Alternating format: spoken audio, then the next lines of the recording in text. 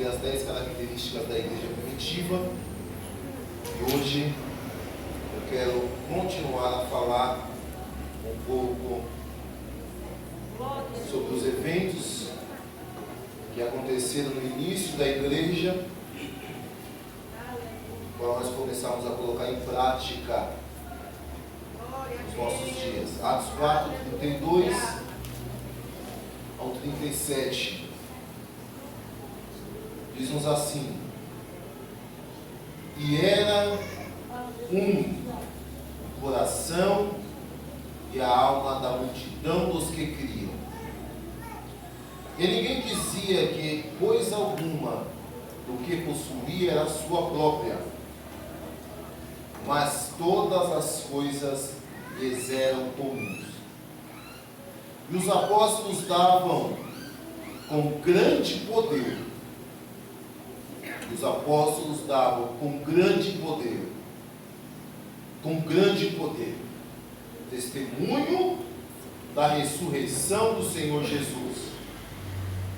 E em todos eles havia abundante graça.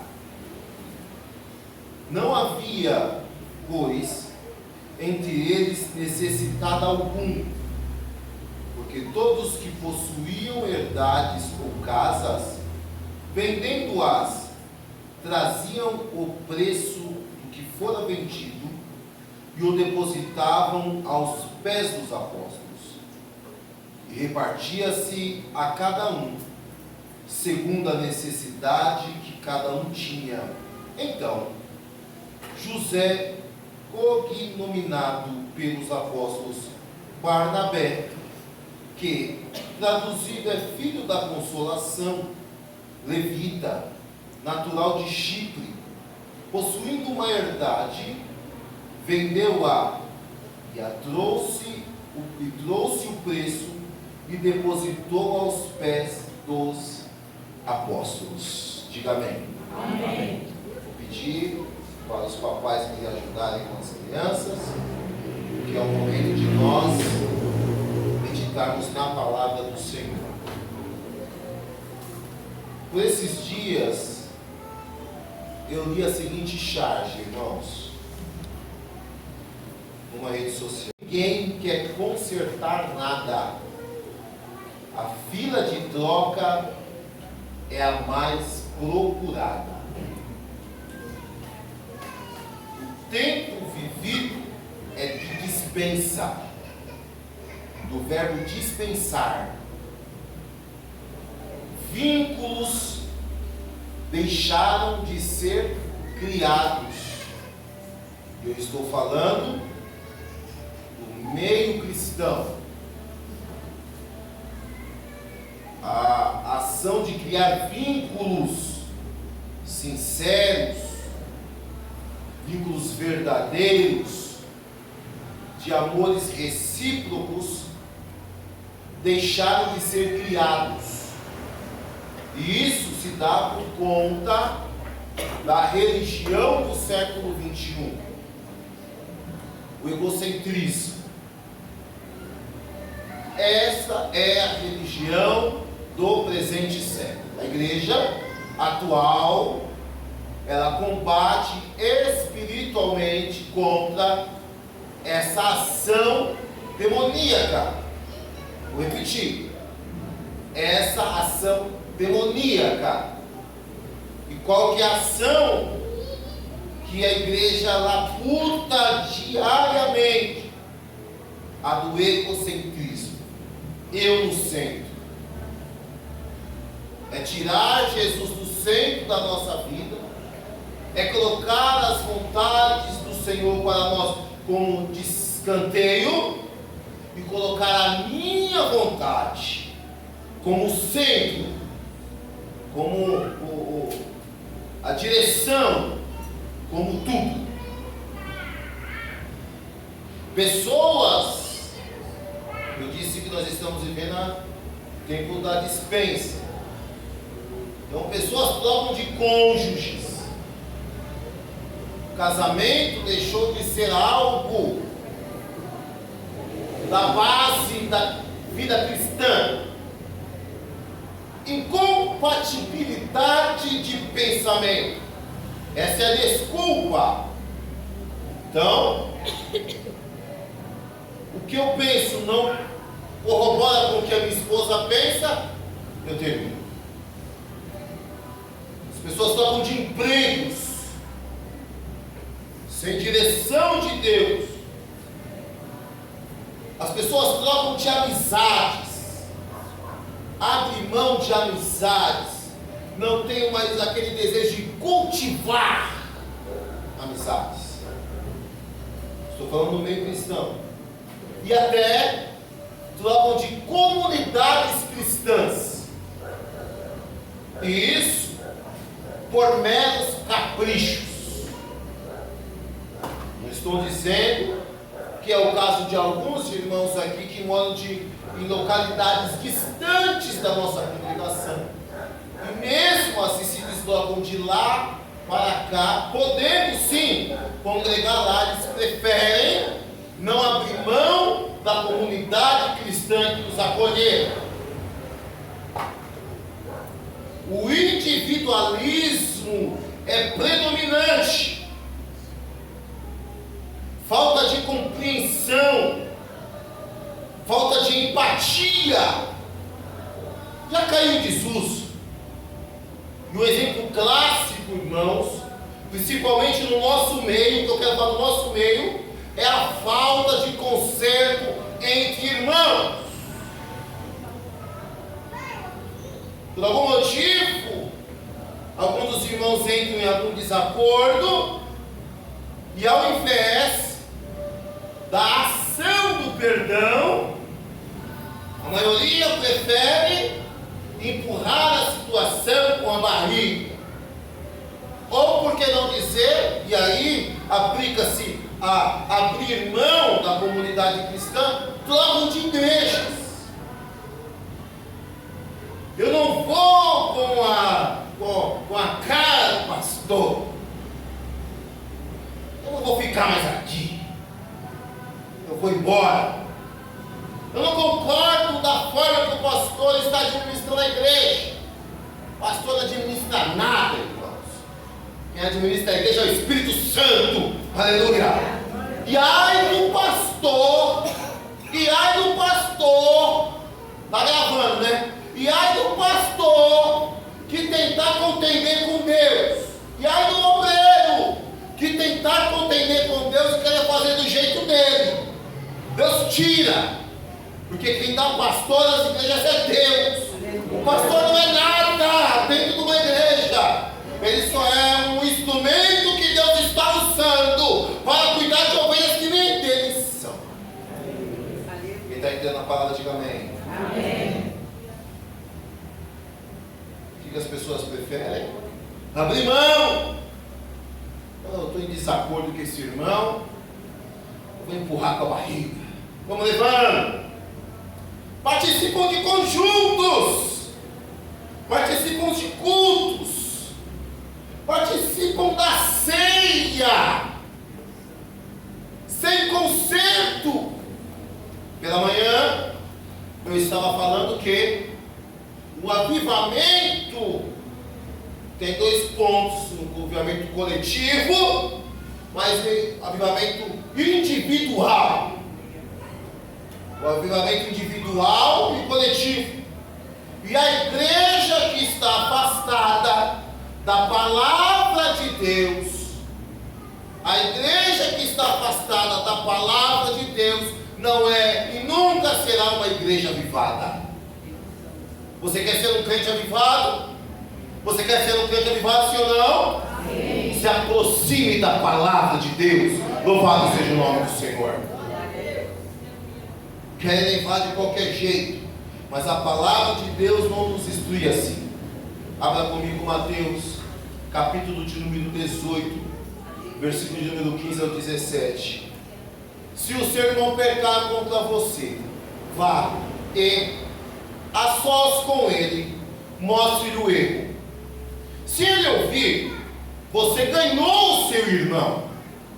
Mas se ele não ouvir, leve consigo mais um ou dois outros, de de modo que qualquer acusação que seja confirmada pelo depoimento das duas ou três testemunhas, se ele se recusar a ouvi-los, conte à igreja. E se ele se recusar a ouvir também a igreja, trate-o como pagão e publicano. Jesus está dizendo que, olha, se o teu irmão pecou, falhou contra você, não sai tocando trombeta não. Chame ele a sós, converse com ele.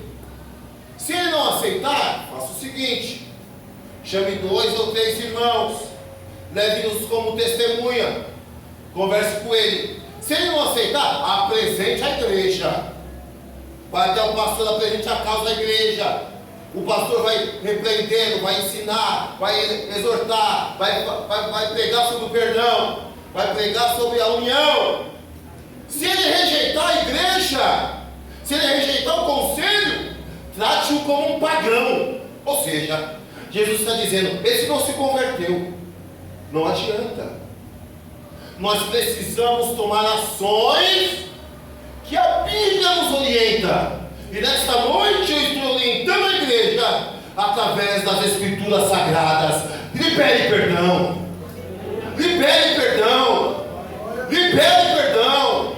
Não empurra com a barriga não. Jesus quer te abençoar. Jesus quer te abençoar de uma forma grandiosa. Mas você tem empurrado certas situações com a barriga. Vamos levando. Deixa a vida me levar. A vida leva eu. Negativo, irmão. Seja guiado esta noite por esta palavra. E que o Espírito Santo possa abrir a tua mente para que você entre no centro da vontade do Senhor. O individualismo é tão poderoso na subtração que esvazia a vida do individualista. Vou repetir porque foi Deus que me deu. O individualismo é tão poderoso na subtração que esvazia a vida do individualista. A pessoa individualista, irmãos, ela só tende a perder. Quem está entendendo? Ele é individualista, só que o individualismo ele é tão poderoso que ele vai subtraindo tudo da vida do individualista. É terrível isso daqui. Vale ressaltar que essa atitude desagrada a Deus. Diga glória a Deus. Ela desabona o sacrifício de Jesus. Por quê? O maior ato de comunhão que existiu em todos os séculos foi a ação do Senhor Jesus, que não morreu por ele. Aleluia. Aleluia. Aleluia. Jesus não morreu por ele. Jesus não morreu para perdoar o pecado dele. Jesus não tinha pecado, Cícero. E ele levou sobre si todas as nossas enfermidades, e o castigo que é sobre ele nos trouxe paz. Você pode glorificar o nome do Senhor? O Senhor Jesus não agiu com individualismo. Ele se dispôs à sua glória para descer à terra, para morrer, para perdoar e para salvar. Louvado seja o nome do Senhor. Esse texto que nós lemos, irmãos, ele vai nos dar pelo menos 3 lições importantes para a igreja da atualidade. Eu vou falar de 3 lições importantes. Possa ser que eu não alcance uma totalidade, mas para os crentes da atual, essas lições são importantes. Mas vamos entender cronologicamente o que estava acontecendo. Atos capítulo de número 1, Jesus está a aparecer assunto aos céus. Ele já estava ressuscitado, havia passado 40 dias com os discípulos, estava ressurreto, dando as últimas instruções aos seus discípulos. Isso nos mostra os cuidados do Senhor. Jesus passou 3 anos ensinando os discípulos. Quando foi ressurreto, ele ainda passa 40 dias reformulando as instruções. Atos capítulo de número 2, por obediência, os discípulos continuam reunidos orando e aguardando que viria viria da parte do Senhor para nos capacitá-lo de poder e ousadia. Diga comigo, poder. Diga comigo, poder e ousadia. É isso que o Espírito Santo dirá aqui essa noite. Poder e ousadia, poder e ousadia. A descida do Espírito Santo era iminente. E para os que perseveraram, a promessa se cumpriu. Qual promessa? Poder e ousadia. Para os que perseveram, Deus está dando esta noite poder e ousadia no Espírito Santo. Atos capítulo 3, já cheios do Espírito Santo, nós vamos observar o primeiro milagre operado por um discípulo, neste momento já um apóstolo, através do poder. Deus cura o paralítico. Pedro e João estão subindo. Ai, irmão, quem recebe poder e ousadia age que nem esses homens. Estão subindo para orar, mas não perderam a oportunidade. O paralítico me dá uma esmola, nós não temos esmola. Ousadia, nós não temos esmola. Nós não temos nem prata nem ouro, mas nós temos o que Jesus nos deu. O que Jesus deu para vocês? Poder. Poder. E o que esse poder pode fazer? Pode te curar. Levanta e anda. Ousadia. Aí o paralítico, não vou levantar porque eu não sei. Aí o Pedro é cheio de graça, cheio de poder e cheio de ousadia. Meteu a mão no paralítico e colocou ele de pé. Ou seria curado pela fé dele ou pela fé do Pedro, mas ele foi curado. Louvado seja o nome do Senhor. Nesta noite, você querendo ou não, você tendo fé ou não, mas eu tenho mais fé do que você, porque eu estou pregando essa palavra, e eu tenho fé até em você. Jesus está te dando poder e ousadia para mudar essa situação a qual você está vivendo. Jesus está te dando essa noite. Receba poder e ousadia da parte do Senhor. Eles não perdem a oportunidade, eles iniciam uma grande pregação. Eles começam a pregar sobre a Jesus, e aí no capítulo de número 4 eles são presos. Eles são presos, os discípulos estão presos, e aí, na sequência do capítulo de número 3, aqueles homens que prenderam a Jesus foram os mesmos que prenderam a Pedro e João, só que o movimento era muito maior. O movimento era muito maior, então a estratégia que eles tentaram, conseguiram êxito com Jesus, não conseguiram, porque esses dois tiveram que soltar. E aí, irmãos, inicia a igreja. Inicia a igreja. E o Senhor me deu uma palavra, 3 lições aqui importantes. Capítulo de número 4, a partir do versículo de número 32, nós vamos observar que a comunidade cristã, após observar todos aqueles feitos, aquelas grandiosas ações do Espírito Santo através dos discípulos, eles começam a tomar algumas ações importantíssimas. Então eu queria pregar aqui esta noite, o tema é características da igreja que agrada a Cristo. Características da igreja que agrada a Cristo. Primeira característica, que era muito importante, e nós precisamos aplicar no nosso meio. Todos, da igreja primitiva, todos, eu disse todos, sem exceção, tinham o mesmo propósito, tinham o mesmo objetivo, tinham a mesma visão. Esse ponto aqui é importantíssimo. Todos, sem exceção, tinham o mesmo propósito, o mesmo objetivo e a mesma visão. Andarão dois juntos se não estiverem de acordo? Não vai. Na obra de Deus não vai de forma nenhuma. Veja o versículo de número 32. Se você puder projetar, Pablo, por favor. Atos dos Apóstolos, capítulo 4, versículo 32. E era o coração e a alma da multidão dos que criam. Observe, se for para conjugar o verbo de uma forma correta, e eram os corações e as almas da multidão. Mas observe que o artigo está definido, e era o coração e a alma da multidão dos que criam. O texto está nos afirmando que o propósito de todos era o mesmo. O objetivo de todos era o mesmo.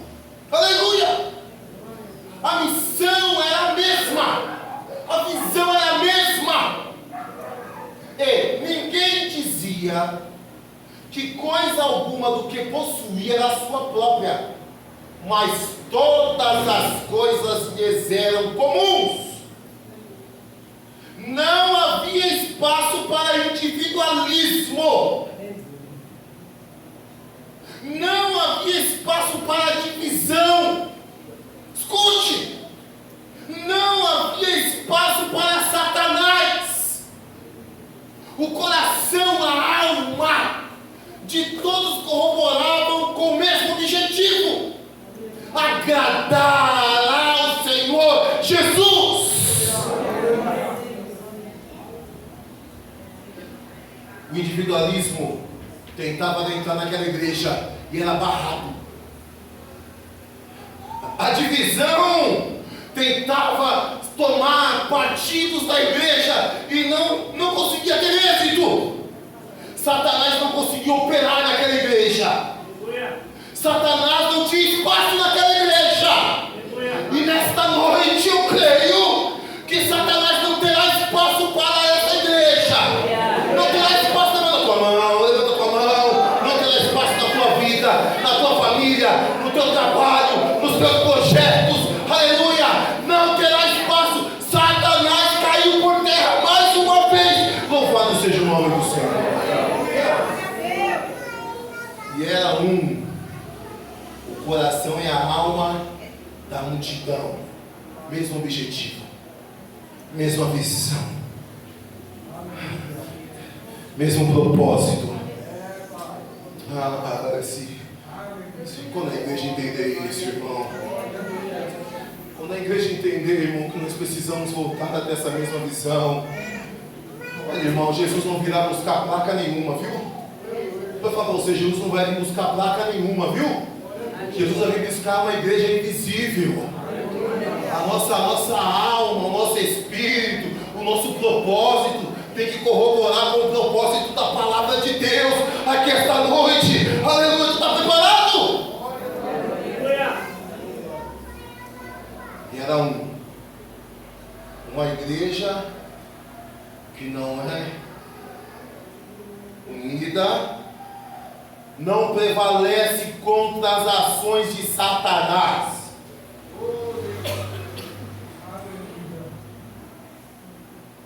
O diabo não brinca de ser diabo. Deus não brinca de ser Deus.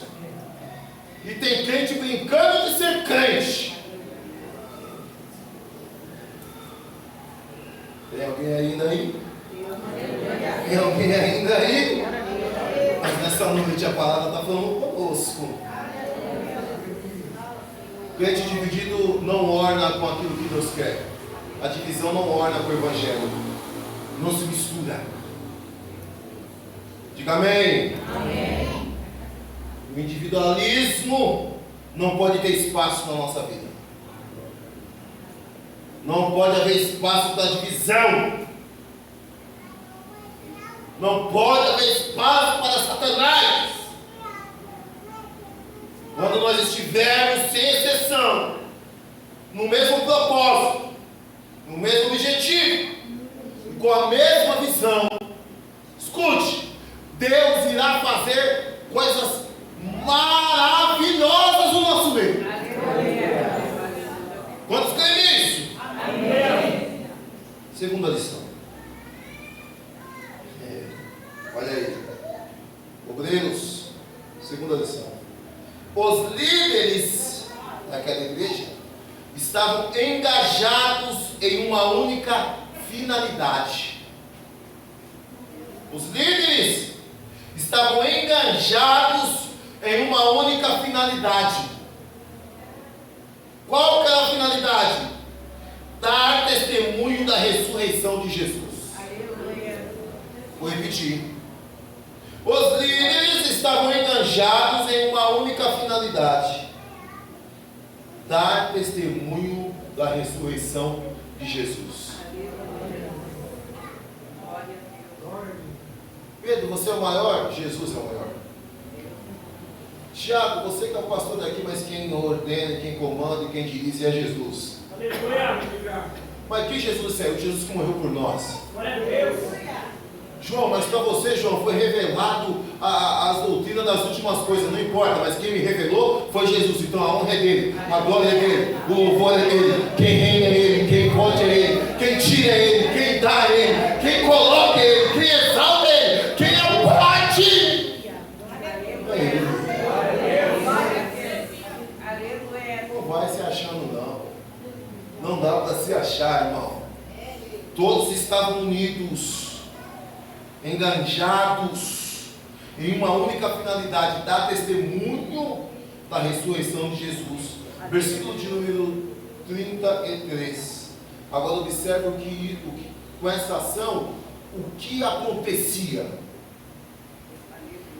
E os apóstolos davam com grande poder testemunho da ressurreição do Senhor Jesus. E em todos eles havia abundante graça. Quando a liderança consegue entender, quando o crente consegue entender que a única função, a única funcionalidade da igreja é pregar Jesus, quando a igreja voltar a entender que a única finalidade dela aqui na terra é pregar sobre a ressurreição de Jesus, haverá dentro da igreja poder e graça. Mas você não entendeu? Tu não tá prestando atenção na mensagem. Olha, eu disse que eles estavam todos enganjados em uma única finalidade, que era dar testemunho de Jesus. Por conta disso, Deus se manifestava através dos apóstolos com poder, e em todos havia abundante graça.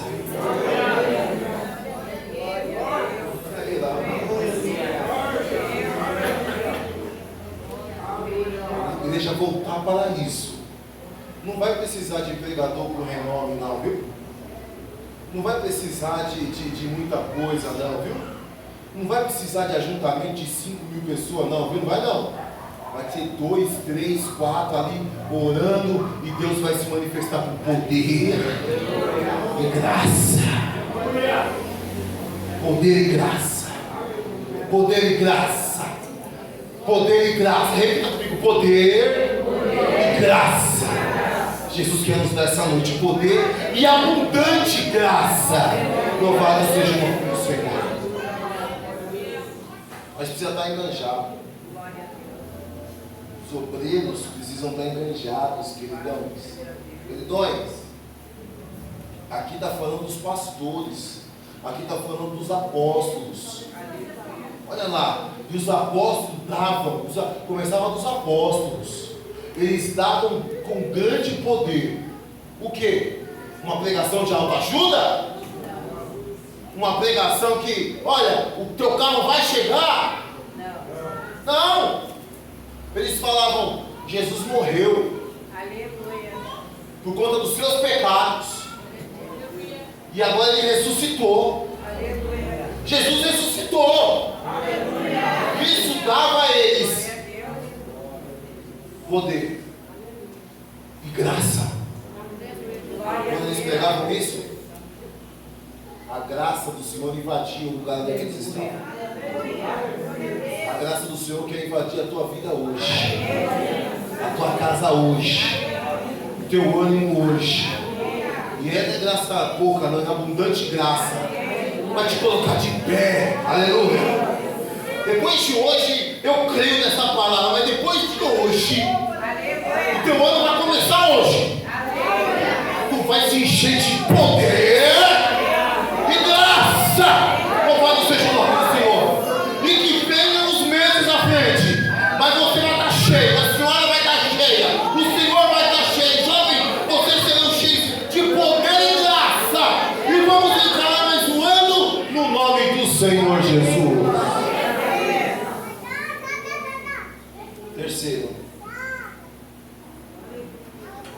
Terceira ação, e a mais importante: uma igreja revestida de poder e graça, ela é uma igreja compadecida. Uma igreja revestida de poder e graça, olha para mim, é uma igreja compadecida. Compadecida. Versículos 34 ao 37, Pablo, por favor. Não havia, pois, entre eles necessitado algum, porque todos que possuíam herdades ou casas, vendendo-as, traziam o preço do que fora vendido e depositavam aos pés dos apóstolos. E repartia-se a cada um segundo a necessidade que cada um tinha. Agora você preste atenção. Então, José, cognominado pelos apóstolos Barnabé, que traduzido é filho da consolação, aqui é o centro da mensagem, que é traduzido como filho da consolação. Qual que é a função dele? É levita. Ele é da onde? É de Chipre. Ele possuía uma herdade, ele vendeu essa herdade, trouxe o preço e o depositou aos pés dos apóstolos. Então observe, uma igreja, esse Barnabé era um homem que foi impactado pela mensagem.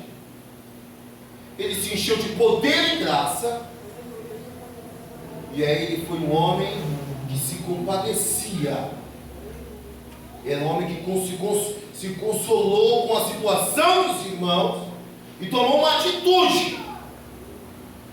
Ele tinha uma herdade, ele pega aquela herdade, ele vende, pega toda a sua valia e entrega aos pés dos apóstolos.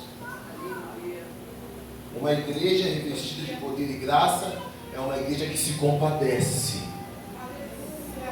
O significado de compadecido o significado é que se conseguiu compadecer, que sentiu compaixão por uma outra pessoa, que demonstra compadecimento. É sabido, irmãos, que nesse contexto a herdade eram bens, riqueza, dinheiro. Então ele abriu mão do que ele tinha em excesso para dividir com o necessitado. Escute, se você não prestar atenção, você vai perder. E eu não vou repetir. Então, fisicamente, esse Barnabé, ele tinha uma herdade. Ele olha para os irmãos e ele diz assim: não é justo. Não é justo eu estar nessa situação e meu irmão está desse jeito. Vai pegando. Não é justo eu estar nessa situação e meu irmão está desse jeito e eu não fazer nada para tentar ajudá-lo. Então eu vou pegar a minha herdade, eu vou vender, eu não quero saber de um centavo. Eu deposito aos pés dos apóstolos. Mas isso na aplicabilidade do contexto. Mas Deus me revelou que nós podemos aplicar isso no âmbito espiritual. Aleluia. Glória a Deus. Deus bendito. Aleluia. Glória a Deus. Aleluia. Aqueles que estão mais firmes, eles devem se dispor, se compadecer, Glória a Deus. e se desgastar Deus bendito. pelos mais fracos. Deus mistério. Aleluia. É muito pouco. O que está mais, que tem mais abundância de firmeza, de poder, de graça, não quer só para ele. Glória a Deus. Ele olha para o irmão menos e fala: não, se eu estou assim, ele tem que ficar assim também. Aleluia. Fica assim também. Glória a Se Deus. compadece, ele vai interceder espiritualmente Deus bendito. para que aquele seu irmão chegue naquele ponto. Aleluia. Romanos capítulo 15, versículo 1 e 2. Romanos capítulo 15, versículo 1 e 2. Mas nós, Deus Paulo lá na frente, mas nós, que somos fortes, devemos suportar as fraquezas dos fracos e não agradar a nós mesmos. Portanto,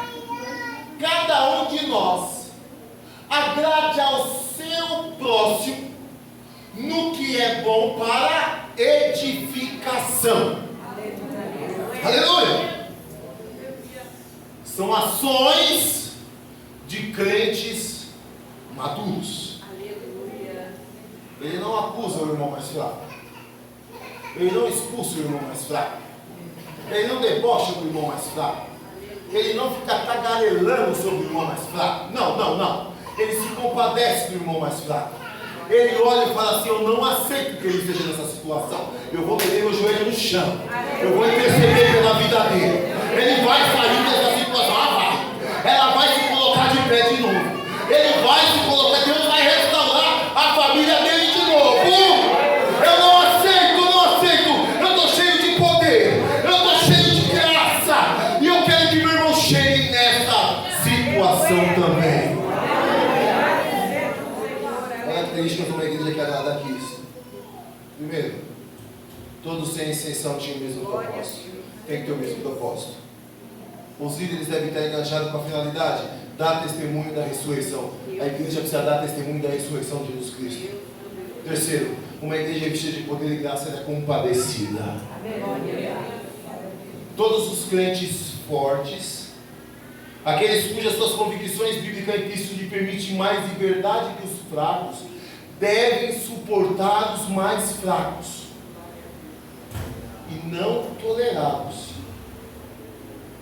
Eu preciso olhar para o meu irmão e falar para ele: vamos. Não, eu não quero. Não, você quer sim. Não, você quer sim. Levanta. Tu vai levantar. Tu vai prosseguir.